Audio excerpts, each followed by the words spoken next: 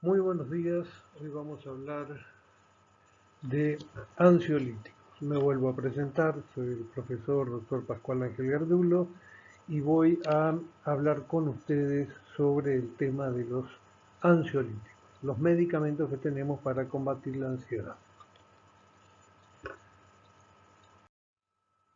Si ustedes se fijan esta imagen del grito de Edvard Munch, fíjense, se nota claramente la sensación de opresión, la sensación de estar percibiendo el mundo de un modo angosto, constrictivo, una mala percepción de los detalles del mundo externo, no se ven las caras de las otras personas, hay una prevalencia de las sensaciones corporales displacenteras y una sensación de desesperación, de horripilación en la mirada dada por esos ojos saltones y la boca abierta en un solo grito. Es bastante elocuente de lo que ocurre en la angustia. Y se repite aquí con una sensación de constricción en la garganta, de falta de aire y una mala percepción del mundo externo, con los ojos también de horripilación, los ojos del gesto de espanto, que estaría relacionado con lo que nosotros llamamos angustia y con lo que los autores anglosajones llaman pánico, ¿no? O utilizan pánico porque el término en la lengua de ellos es un tanto arcaico. To be anguish es bastante arcaico. Fíjense ustedes la mala percepción del rostro de los otros y por ende la prevalencia de las sensaciones corporales por encima de la percepción del mundo, que nuevamente aquí se ve eh, con las formas perdidas, delincuente, informe. Edvard Munch decía que él quería pintar almas, así como Miguel Ángel había pintado cuerpos. Pero deberíamos decir, defendiendo a Miguel Ángel, de alguna manera convalidando en algún sentido la afirmación de Munch, que Miguel Ángel también pintaba almas. Yo les voy a mostrar acá, este es el friso del juicio final en la Capilla Sixtina. Hay una parte de este friso que quiero que lo vean. Fíjense y hagan la semiología de estas fascias. ¿eh? Si hay una forma mejor de graficar la angustia, avísenme. Es la mejor imagen que yo he encontrado. Fíjense nuevamente los ojos de horripilación, el dolor, la amargura expresada en la boca en omega, la preocupación que se ve en los pliegues de la frente y la sensación de opresión que nos da esa mano, como nos daba en la obra de Munch, las dos manos al lado de la cara de la persona dibujada. Que la angustia, esta sensación de pesar, de opresión precordial, de opresión en la cara, de estar en un ámbito angosto, de que nos falte el aire, está muy relacionado con la sensación de asfixia. Como que las cosas se nos vienen. La ansiedad, en cambio, tiene otra connotación. La ansiedad puede no ser patológica. Es un término castellano que tiene una connotación de anhelo, de deseo ardiente, de aspiración. Ustedes están ansiosos por recibirse, me parece muy bien. A veces tenemos ansias de conocer a alguien, tenemos ansias de acceder a algo, unas vacaciones, por ejemplo. Es un afán, un deseo vehemente, una expectación tensa que media entre el inicio del compromiso y su cumplimiento. La angustia, en cambio, siempre expresa una situación de, eh, de patología en mayor o menor medida. Congoja, un miedo inconsciente, un miedo a la muerte del ataque de pánico, opresión, las dos manos oprimiendo la cabeza en la primera de las filminas, en el grito, la mano izquierda en el personaje de Miguel Ángel. Pertenece por ello al vocabulario psicopatológico. Cuando hablamos de angustia estamos expresando todo esto que lo encontramos en el ámbito psicopatológico. De todos modos, y ya vamos a ver por qué desde el punto de vista biológico, porque hay una relación, los temperamentos ansiosos son muy proclives a experimentar la angustia, y esta requiere, la angustia, una atención que la da la ansiedad para poderse manifestar. Es decir, puede haber angustia sola, pero la ansiedad facilita, favorece la aparición de la angustia. Asimismo, ansiedad y angustia pueden coexistir.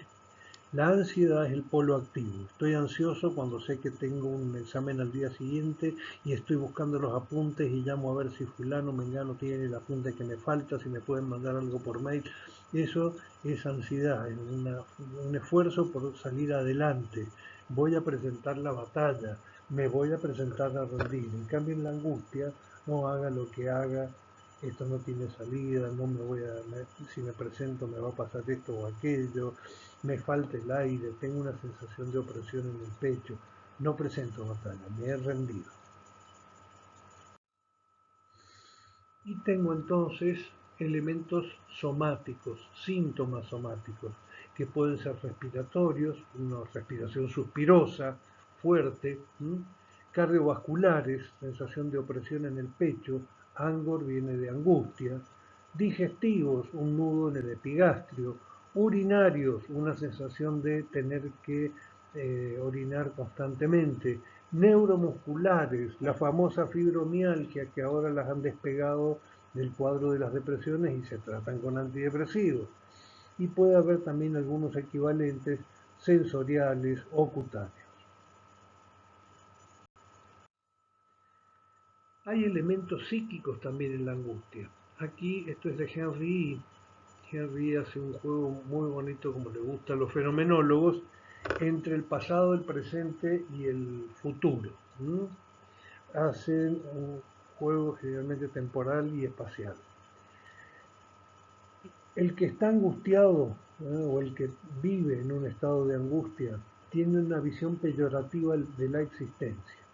La existencia no es un motivo para ser creativos, sino que es una situación en la cual están más o menos constreñidos, oprimidos, confinados en un ambiente angosto. Eso es la angustia. Sentimientos paralizadores y pesimistas. ¿Por qué voy a tratar de rendir mañana si en una de esas me falta un apunte y me va mal y más vale ni lo pido? Sentimientos paralizadores y pesimistas. Espera del peligro, es una espera pasiva. Mañana llegará la hora y tendré que dar el examen. Mientras tanto me angustio en vez de estudiar. Y este es el triple juego que me parece muy bonito, planteado por Henry. Miedo del pasado, manifestado como por remordimientos y lamentaciones. Si yo no me hubiera puesto a estudiar esta carrera y me hubiera dedicado a otra cosa, si hubiera estudiado más los primeros años, remordimientos, lamentaciones, todo esto es miedo del pasado.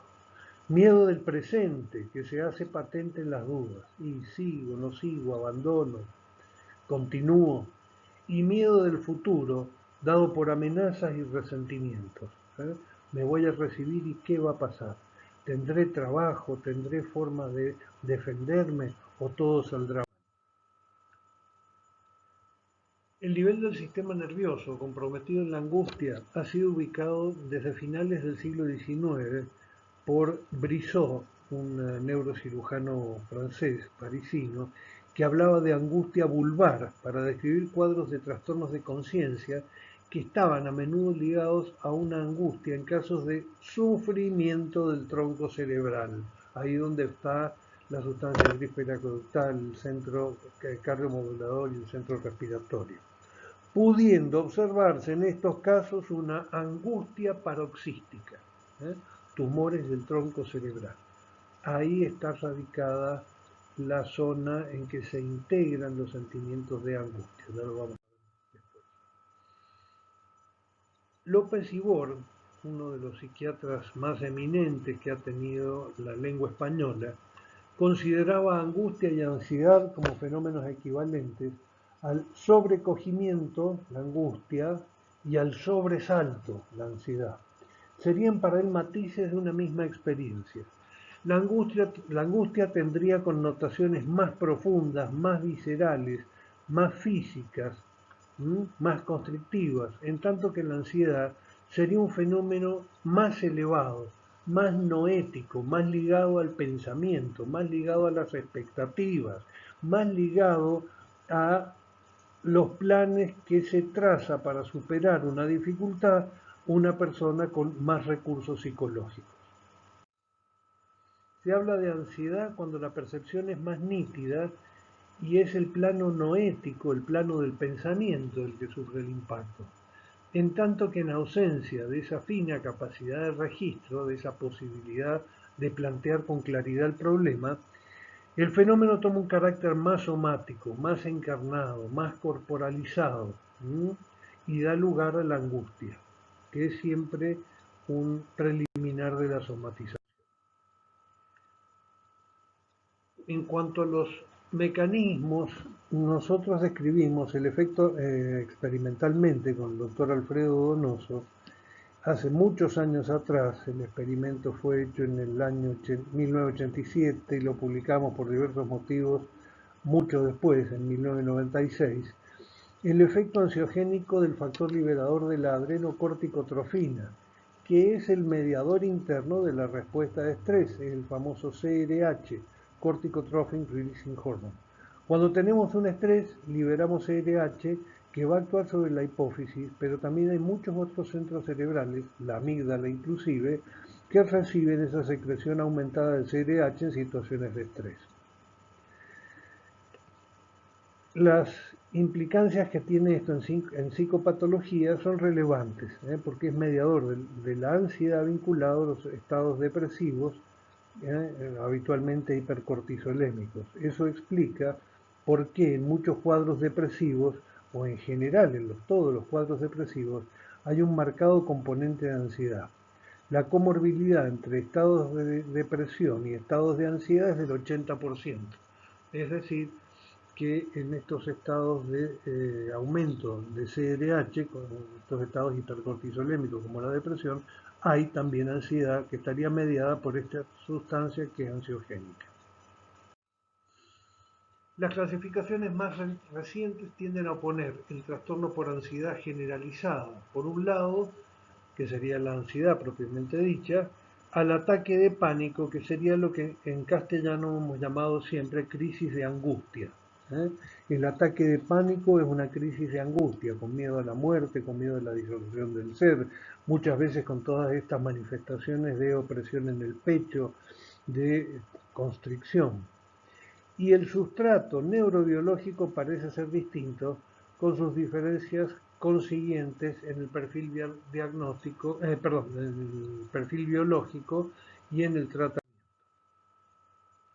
El trastorno por ansiedad generalizada responde a los medicamentos que actúan sobre el receptor GABA-A e involucra la amígdala.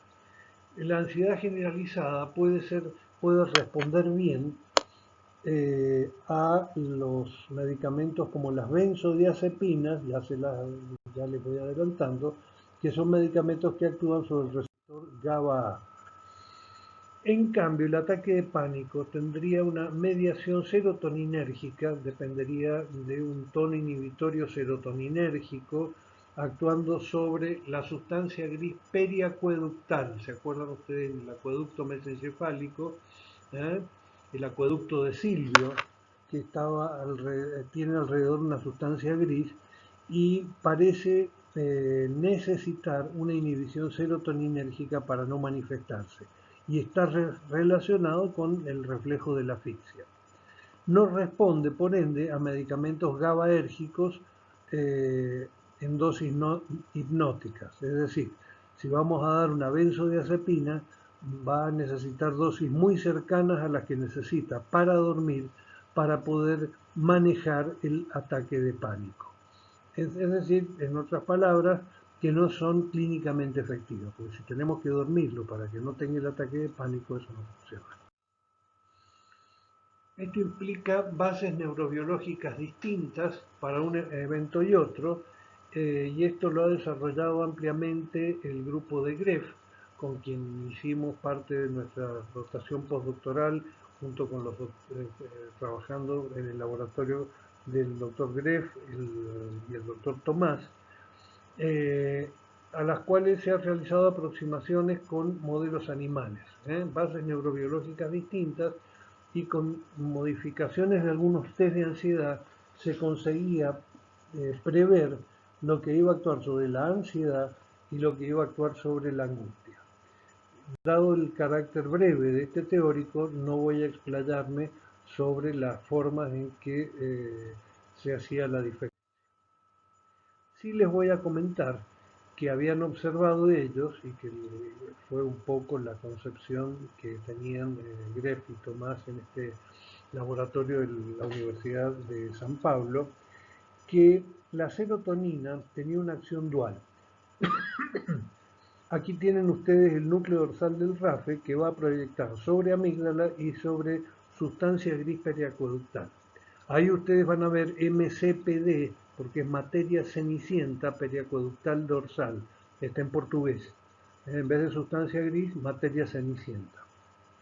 La amígdala es un núcleo filogenéticamente más nuevo que la sustancia gris periacueductal, que está inclusive en los reptiles, el tronco cerebral, está en el tronco cerebral. Todo ser vivo que tiene necesariamente alguna formación encefálica para coordinar las funciones más inferiores, como la respiración y la actividad cardíaca, tiene un tronco cerebral en el cual hay una materia gris periacueductal o materia cenicienta periacueductal. Los estímulos más elaborados, más ligados a lo noético, más ligados a la ansiedad, se elaboran en amígdala. La amígdala se activa cuando tenemos un estímulo distal, sea este innato o condicionado, que implica un cierto riesgo. Vemos aparecer un león a una cuadra, es un estímulo todavía distal, en ese caso innato, o condicionado, vemos aparecer el profesor que nos va a tomar el examen con las hojas de examen en la mano, y tenemos una reacción de ansiedad que puede que está condicionada a la presencia de ese elemento amenazante. Y se genera un conflicto entre huir o enfrentar la situación, lo que sentimos siempre cuando vamos a entrar a dar un examen. Esta tensión que da la ansiedad se traslada al hipotálamo y hace que suba el CRH y que haya una hipercortisolemia en los estados de ansiedad. La ansiedad se acompaña de hipercortisolemia. En cambio, los ataques de pánico, cuando no están precedidos por ansiedad, no necesariamente tienen o no presentan una hipercortisolemia. Y a su vez el hipotálamo actúa facilitando una reacción de la sustancia gris periacueductal que va a dar como consecuencia el ataque de pánico. Es estimulada no por un estímulo distal, sino por estímulos muy proximales, como el dolor y la asfixia. Y esto me va a llevar a la lucha o a la fuga, o en el hombre, sin estar involucrado en situaciones de amenazas naturales, ataques de pánico. Este núcleo dorsal del RAFE envía elementos inhibitorios o descargas inhibitorias sobre sustancia gris periacueductal dorsal. Cuando se utilizó agonistas del autorreceptor presente en las neuronas del núcleo dorsal del RAFE, como la buspirona, lo que ocurría es que manejaban efectivamente la ansiedad, porque había una estimulación en el cuerpo de las neuronas que hacía que descargaran menos serotonina en amígdala. En amígdala la serotonina es ansiogénica, pero a su vez disminuía el tono inhibitorio sobre la sustancia gris periacueductal y se producía entonces un ataque de pánico en forma espontánea. Entonces, dejaban de tener un cuadro de ansiedad, pero aparecían cuadros de angustia muy importantes, por lo cual, no eran todas las personas, pero era muy frecuente, por lo cual no tuvo una gran aceptación como ansiolítico. La ansiedad y la depresión están ligados y el tratamiento específico cuando hay ansiedad y depresión es el antidepresivo, porque si bien va a funcionar sintomáticamente la benzodiazepina sobre la amígdala, no es menos cierto que ese es uno de los tantos ramales fisiopatogénicos de la depresión, y también va a haber una estimulación, por ejemplo, del CRH sobre amígdala, y eso no va a ser necesariamente controlado por las benzodiazepinas. Hay otros mediadores. Entonces, el tratamiento cuando hay ansiedad y depresión, la ansiedad que se da en la depresión es una ansiedad crónica y no motivada, sino ligada estrictamente a la depresión. El tratamiento etiológico es con el antidepresivo y no solo con el ansiolítico, que es tratamiento sintomático. Hay modelos animales para estudiar la ansiedad. El más conocido es el Plasmaze, y hay otro que utilizamos en Brasil cuando estuve, que era el laberinto en Telva. ¿En qué consiste el Plasmaze? Y en controlar el tiempo en 5 minutos que una ratita está en el brazo abierto cuando le inyectamos una determinada sustancia. En situaciones normales está 45 segundos en los brazos abiertos y el resto en los brazos protegidos. Hay un conflicto entre la curiosidad por ver qué hay en los brazos abiertos y debajo de ellos, y por el otro lado la seguridad que le dan los brazos cerrados, que la tienen bien protegida. En realidad son un poco más altas estas representaciones esquemáticas. Toda vez que aumente la exposición a los brazos abiertos, estamos considerando, si hemos administrado un medicamento, una droga ansiolítica, porque se anima sin ansiedad a exponerse al brazo abierto, y esta posición en la que está ahí, el extremo del brazo abierto, es la posición más ansiogénica que existe en este test. Si se animó a eso, es señal de que el medicamento que le hemos dado le ha bajado mucho la ansiedad. Cuando le damos un medicamento que es ansiogénico, como el CRH, por ejemplo, que es un compuesto endógeno ansiogénico, explora mucho menos los brazos abiertos, y en vez de 40 segundos va a estar, por ejemplo, 20 segundos. Hay distintos núcleos que se van a poner en actividad según sea próxima al hospital,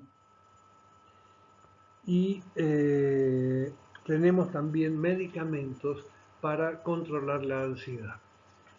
Hay drogas que se llaman psicolépticas, ahora entramos ya de lleno en psicofarmacología, que son drogas depresoras psíquicas, y dentro de ellas tenemos los hipnóticos o sedativos, que sirven para hacer dormir, los neurolépticos o tranquilizantes mayores, que son antipsicóticos, y los que vamos a ver hoy, que son ansiolíticos o tranquilizantes menores. En segundo lugar, estas son drogas depresoras, tenemos drogas psicotrópicas estimulantes. Los estimulantes psíquicos, como por ejemplo las anfetaminas y derivados, y las drogas antidepresivas o timoanalépticas, porque tiene una acción estimulante de la timia. Y finalmente tenemos drogas sin uso clínico, pero que han servido para comprender cómo se produce la psicosis, que son las drogas psicodislépticas o perturbadoras psíquicas. Son compuestos alucinógenos o psicotomiméticos. Nos han permitido entender los cuadros de esquizofrenia, explicar los cuadros de esquizofrenia. Dentro de los ansiolíticos hay una gran cantidad de medicamentos propuestos, pero prácticamente seguimos ligados a las benzodiazepinas en forma práctica. Se ha propuesto otros ansiolíticos no benzodiazepínicos, que fueron ansiolíticos de acción serotoninérgica, por ejemplo, el que les comenté recién, que estimulaba el autorreceptor en el núcleo dorsal del RAFE, que era un agonista 5-HT1A, no necesitan acordarse esto es un autorreceptor, que era la buspirona, y nosotros trabajamos en Brasil con antagonistas 5-HT3, como el ondansetron, que dieron un efecto ansiolítico, pero no llegó a la clínica. Se ve que cuando se hizo la traslación al ser humano no resultaron buenos ansiolíticos, y se han usado como antieméticos, porque en el centro del vómito tienen receptores dopaminérgicos, pero también receptores 5-HT3.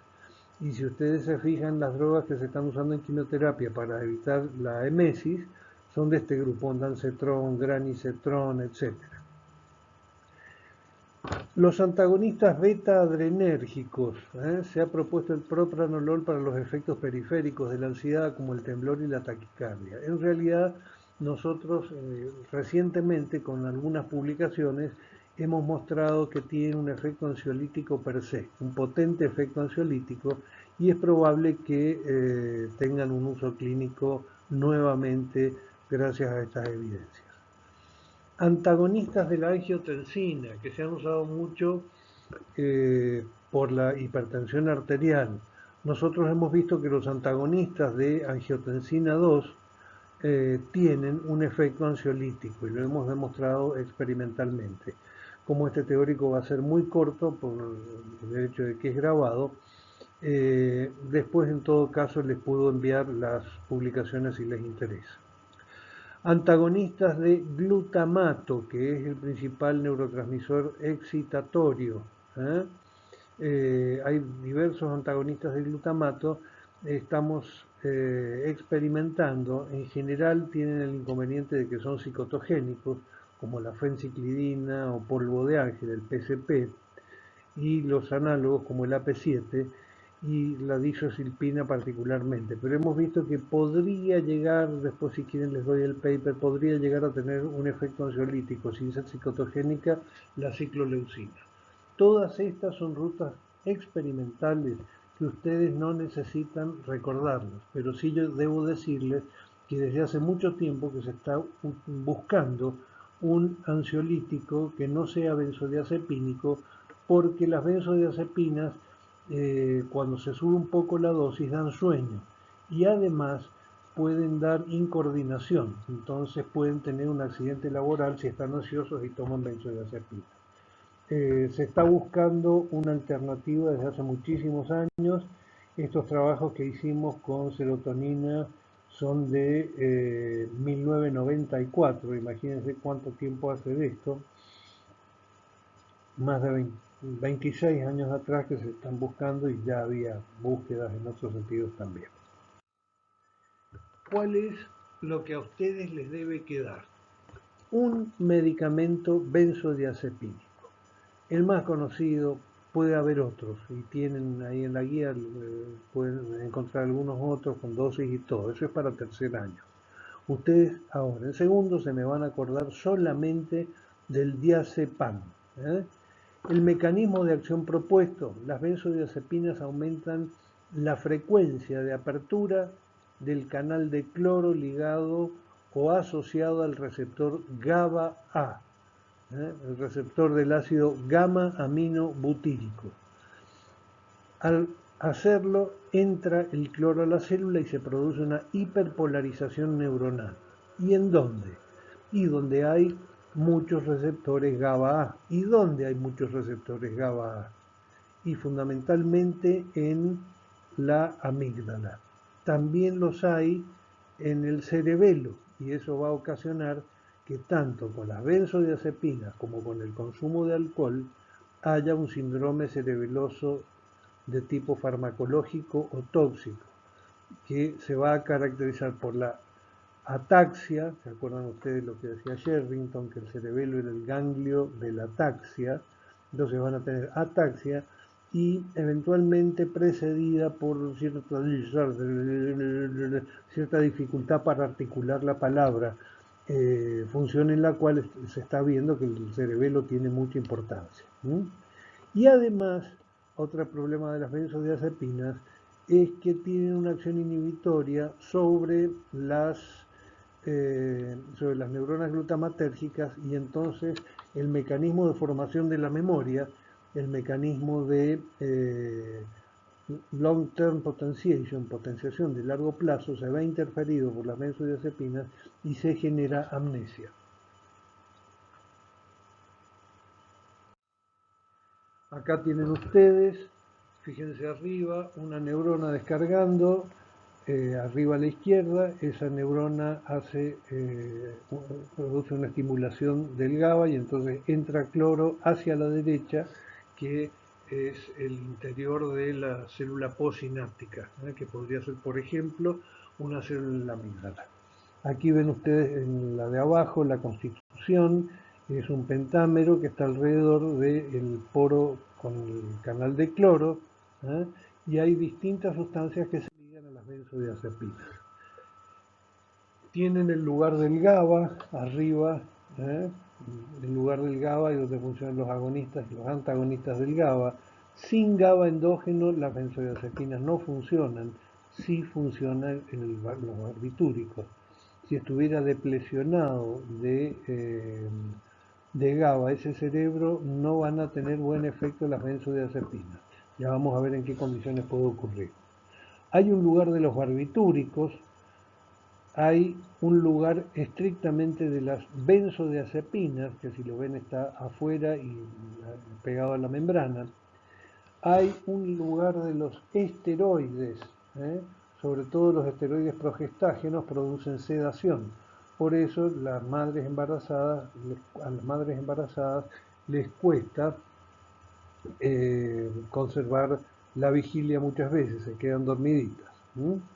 Y finalmente hay un lugar para las picrotoxinas que facilitan las convulsiones dentro del mismo receptor.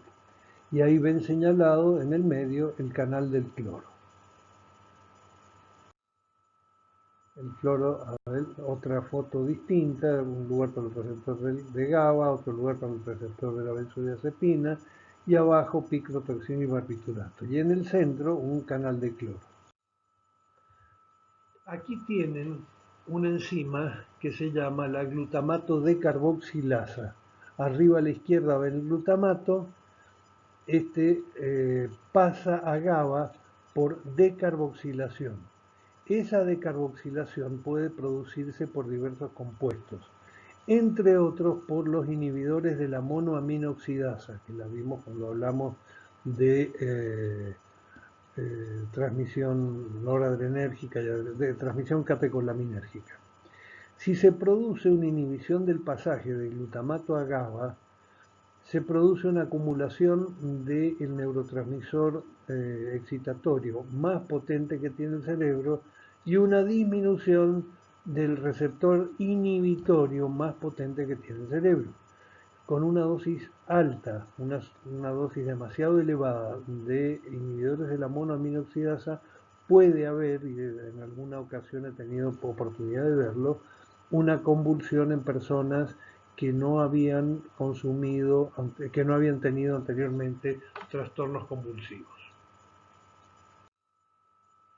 Bueno, estas son las vías. Acá hay vías dopaminérgicas que van por varios lados, vías GABAérgicas que van integrando los distintos estratos y estamentos del sistema nervioso central. Les había dicho entonces que este es el modo de probar experimentalmente las drogas ansiolíticas o los medicamentos ansiolíticos o lo que se quiere usar como medicamentos ansiolíticos. El efecto terapéutico de las benzodiazepinas disminuye la ansiedad. El diazepam tiene un particular y efectivo efecto miorrelajante, una efectiva acción miorrelajante. En altas dosis producen sedación con inducción del sueño fisiológico y normalización del ciclo circadiano. Debe destacarse el alto índice terapéutico de las benzodiazepinas comparadas con los barbitúricos. El índice terapéutico lo han visto en los tutoriales, no voy a demorarme en el teórico para explicarles. Pero para las benzodiazepinas está por encima de 100 y para los barbitúricos está alrededor de 10. Por eso, como hipnóticos en general, las benzodiazepinas han sustituido a los barbitúricos, que conservan todavía algunas de las funciones, por ejemplo, hipnosis en ancianos y sobre todo el uso del fenobarbital en la epilepsia. Los efectos colaterales de las benzodiazepinas ya los conocen. Somnolencia cuando se sube mucho la dosis, amnesia por interferir con la reverberación de circuitos glutamatérgicos que están a la base de la memoria y que constituyen un fenómeno llamado potenciación de largo plazo, LTP, Long Term Potentiation, y ataxia por acción sobre cerebelo. Son drogas poco tóxicas, por lo cual se las utiliza ampliamente. Tratan de levantarles leyendas negras a muchos compuestos que han disminuido su valor comercial y tienen buenos efectos. Las benzodiazepinas, créase o no, son medicamentos seguros y llegaron para quedarse. Puede haber otros que las aventajen, pueden haber otros que tengan algunas diferencias relativas, pero si se usan en las dosis convencionales, en las dosis señaladas, son medicamentos seguros. La absorción, destino y excreción se absorben fácilmente por todas las vías. Cuando se administran por vía oral se consiguen buenos niveles plasmáticos. El diazepam se desmetila y dioxida y se transforma en oxazepam. Como son compuestos en algún caso poco solubles, particularmente este, se conjuga con el ácido glucurónico y se hace más soluble para ser excretado por la orina. Mecanismo de conjugación con ácido glucurónico. La indicación del diazepam, sobre todo ansiedad. Esta ansiedad puede estar en los cuadros depresivos, en los que el tratamiento de fondo es el antidepresivo, pero hasta tanto pasan los 15 días que necesite el antidepresivo para actuar, le dejamos seguir con el diazepam o la benzodiazepina que estaba tomando. En los cuadros obsesivos también tiene acción para mitigar la ansiedad, aunque ahí también hay un antidepresivo, la clorimipramina, que es de primera elección, pero hasta tanto haga efecto podemos utilizar el diazepam. Obviamente en todos los trastornos psicosomáticos, cuando hay una gran tensión psicológica, la podemos manejar con el diazepam. Tiene una indicación específica en el estado de gran mal epiléptico, por vía intravenosa. Pueden utilizar entre 10 y 20 miligramos de diazepam. Es de primera elección y tiene pocos efectos colaterales. Y además tiene una vida media prolongada. Se lo ha tratado de sustituir, han buscado con otras drogas de vida media más corta el nicho terapéutico, el nicho natural del diazepam en el estado de gran mal epiléptico. Pero al tener las otras drogas una vida media más corta, puede volver antes el cuadro de gran mal. La vida media del diazepam, aunque es bastante variable de libro a libro, se acepta que es de vida media prolongada y que entre el diazepam y los metabolitos activos tendría una vida media más o menos de 12 horas, con lo cual les da tiempo, en el caso de un paciente que ha presentado un estado de gran mal epiléptico, a ordenarse para tomar las medidas necesarias. Se lo ha utilizado en el insomnio, donde han desplazado a los barbitúricos hace muchos años atrás. Está contraindicado, como tiene un fuerte efecto relajante, va a estar contraindicado en la hipotonía muscular y sobre todo en la miastenia gravis, porque incrementa la relajación muscular. No usar benzodiazepinas ni barbitúricos en casos de coma por su acción depresora. Esto es de alguna manera archisabido, pero en la duda se los doy. Sería, como dicen, perogrullesco, más que evidente. Esta es una tabla, no se las voy a leer ahora, donde tienen distintas benzodiazepinas que ustedes pueden consultar ahora y las vamos a ver en detalle en sistema nervioso y comportamiento humano en tercer año. Y con mucho detalle si hacen el curso de psicofármacos, que es optativo en sexto año. Ansiolíticos no benzodiazepínicos, ya dijimos. Los serotoninérgicos, los beta-adrenérgicos, los antagonistas de angiotensina y los antagonistas de glutamato, de los cuales el único que podría llegar a tener alguna acción es la ciclorelosina. La acción dual de la serotonina, el núcleo dorsal del RAFE, que inhibe la activación de la sustancia gris periaqueductal con un tono inhibitorio, una proyección directa, y estimula los receptores serotoninérgicos de amígdala generando ansiedad. Si lo inhibimos del todo, baja la ansiedad amígdala, pero se precipitan estados de pánico o ataques de pánico. Esta es una modificación del trabajo original que vimos cuando inyectamos, esta es de mi tesis doctoral, con el doctor Donoso, cuando inyectamos distintos tipos de péptidos hipofisotropos. Nos llamó la atención que justamente el que mediaba la reacción del estrés era fuertemente ansiogénico. Fíjense, salina está en 40 segundos, 42 segundos de permanencia de la rata en el brazo abierto. El LHRH, el factor liberador de la hormona luteinizante, no tiene ningún efecto. El CRH baja de un modo importante la permanencia en el brazo abierto a veintitantos segundos, 22, 24 segundos, por lo cual decíamos que tenía un efecto ansiogénico, y el TRH a las dosis usadas no consigue significación como péptido ansiogénico. Los antagonistas del glutamato ya se los mencioné, hay muchos trabajos que hemos hecho con diversos grupos.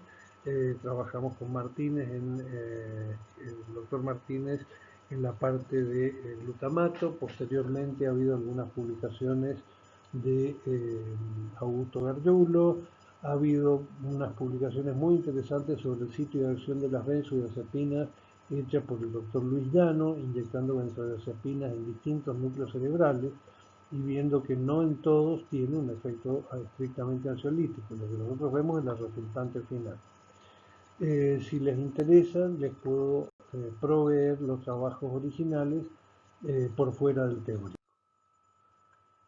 Desde ya les agradezco la atención dispensada y quedo a disposición de ustedes para cualquier duda o pregunta adicional que tengan. Muchas gracias.